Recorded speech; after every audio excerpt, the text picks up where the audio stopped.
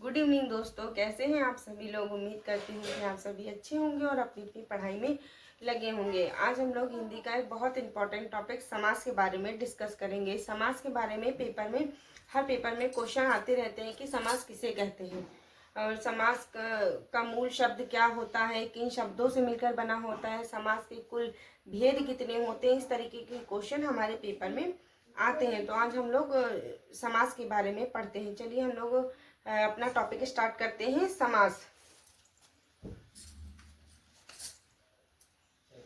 हमारे आज के टॉपिक का नाम है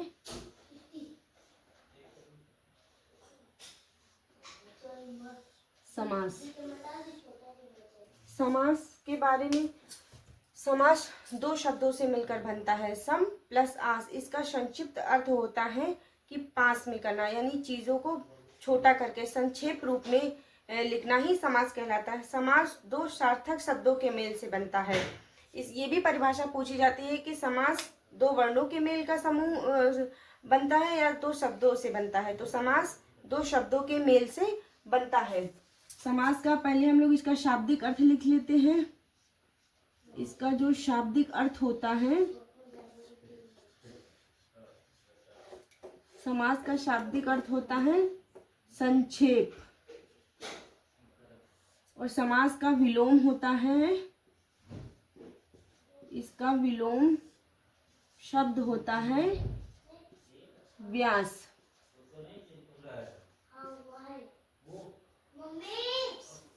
समास का विलोम होता है व्यास। समास के कुल भेद कितने होते हैं? इसके कुल भेद होते हैं 6। समास के कुल भेद कितने होते हैं? 6। कौन कौन से होते हैं? तत्पुरुष समास, अव्ययी भाव समास, द्विगु समास, द्वंद्व समास और कर्मधारय समास। सबसे पहले हम लोग लिखते हैं कि अव्ययी भाव समास। अव्ययी भाव समास, ये कैसे शब्द होते हैं? इन शब्दों को पहचानने का सबसे अच्छा तरीका होता है, इसमें पहला पद जो है वो उपसर्ग होगा। इसकी परिभाषा है कि इसमें इसका पहला पद प्रधान होता है और उपसर्ग होता है।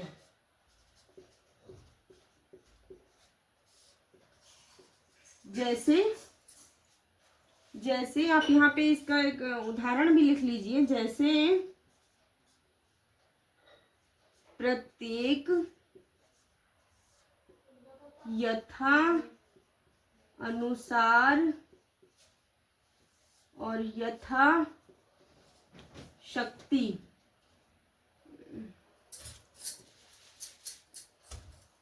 यथा शक्ति, ये शब्द हमारे अव्ययी भाव के अंतर्गत आते हैं।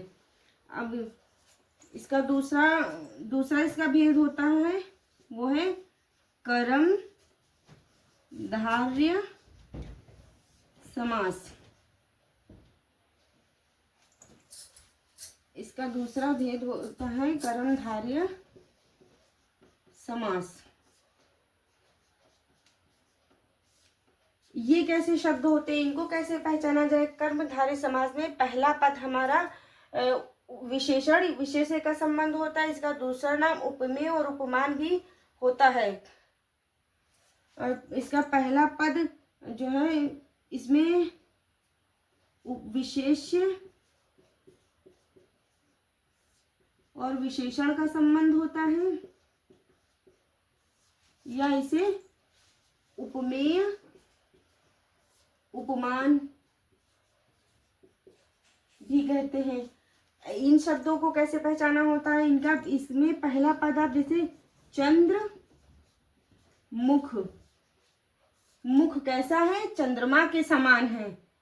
पहला पद ये विशेषता बता रहा है, ये विशेषता बता रहा है किसकी? कि मुख की। मुख कैसा है? चंद्र समान है। और दूसरा देखिए, नील कमल। नील कमल, ये भी हमारा कर्मधारय समास के अंतर्गत आता है कि कमल कैसा है? वो नीला है। ये सब हमारे कर्मधारय के उदाहरण हैं। अब तीसरा हमारा समास आता है, उसको कहते हैं तत्पुरुष समास। तत्पुरुष समास को पहचानने का सबसे अच्छा तरीका होता है कि आप जब इसको तोड़ेंगे तो इसमें जो है समासिक पदों में कारक चिन्ह आपको आएगा। इसका जो पहला पद होता है वह जो है गौण होता है, और इसका जो दूसरा पद होता है उसको उत्तर पद भी कह सकते हैं। दूसरा पद इसका प्रधान होता है। ये क्वेश्चन बीपीएससी में पूछा गया था कि तत्पुरुष का कौन सा पद प्रधान होता है। इसके उदाहरण में आप एक दो शब्द लिख सकते हैं, जैसे रसोई घर। अब इसको तोड़िए कैसे, रसोई के लिए घर, इसमें के कारक चिन्ह छुपा हुआ है। और दूसरा हिमालय,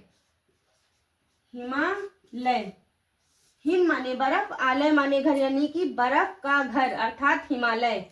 और एक लिख लीजिए आप, रेल गाड़ी की गाड़ी कैसी है, रेल की गाड़ी। ये शब्द हमारे तत्पुरुष समास के अंतर्गत आते हैं।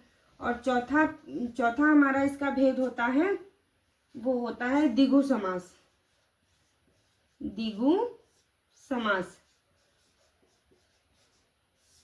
द्विगु समास में क्या होता है कि द्विगु समास में जो पहला पद है वो संख्यावाची होता है, और दूसरा पद हमारा वो संज्ञा या विशेषण कुछ भी हो सकता है, लेकिन इसमें इसका पहला पद प्रधान होता है। इसका पहला पद प्रधान होता है। जैसे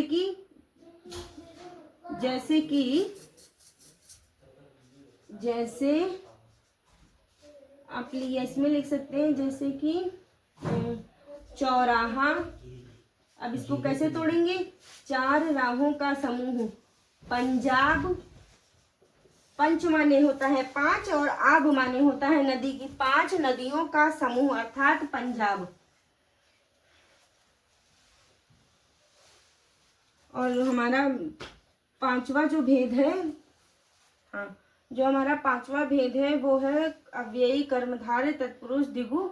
अब बहुव्रीहि समास, बहुव्रीहि समास, ये जो है इसमें जो दोनों पद होते हैं वो दोनों पद गौण होते हैं। ये पेपर में क्वेश्चन पूछा जाता है कि ऐसा कौन सा समास होता है जिसके दोनों पद गौण होते हैं, तो उसका आंसर होगा बहुव्रीहि समास। ये दोनों पद मिलकर किसी तीसरे की प्रधानता बताते हैं। जैसे यहाँ पे आप लिख लो दशानन, 10 गिनती का 10, आनन माने चेहरा, 10 है चेहरे जिसके अर्थात रावण। और आप यहाँ पे लिख लो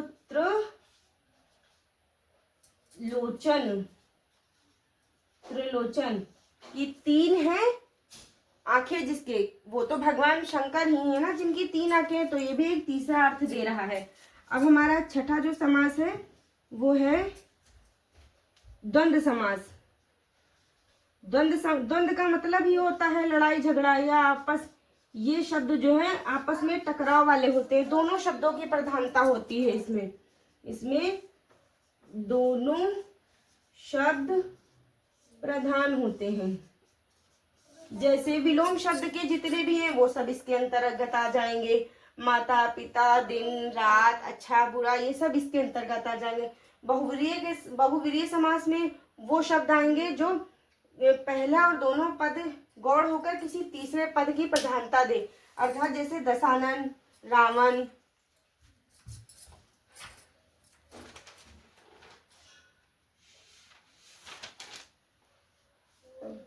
और जैसे कि जयपुर, जोधपुर, हैदराबाद, जो किसी के द्वारा आबाद किया गया हो। कर्मधारय समाज में पहला पद विशेष और दूसरा पद, विशेष और विशेषण का संबंध होता है। इसे उपमेय और उपमान भी कहते हैं। जैसे चंद्रमुख, नीलकमल और ऐसे शब्द आते हैं। और अव्ययी भाव समास में पहला पद हमारा जो है प्रधान होता है और उपसर्ग होता है, द्वितीय पद गौण होता है। अगर पहला पद प्रधान है तो द्वितीय पद हमारा गौण है, अगर द्वितीय पद प्रधान है तो पहला पद हमारा गौण है। कोई एक ही प्रधान होता है। केवल ये जो समास होते हैं इसमें एक ऐसा केवल एक द्वंद्व समास ही ऐसा समास है जिसके दोनों पद प्रधान होते हैं, और एक बहुवरीय ऐसा समास है जिसके दोनों पद ही गौण होते हैं।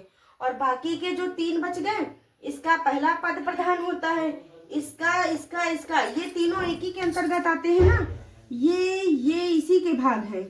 तो इसका अगर पूर्व पद प्रधान है, इसका अगर उत्तर पद प्रधान है तो इसका भी उत्तर पद प्रधान होगा, तो इसका भी उत्तर पद प्रधान होगा।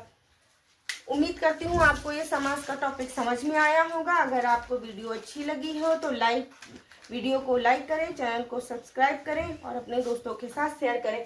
अगर आप इसके रिगार्डिंग आपकी कोई भी कमेंट हो तो आप उसको कमेंट बॉक्स में कमेंट करें। तब तक के लिए गुड नाइट। हम नेक्स्ट वीडियो में मिलते हैं।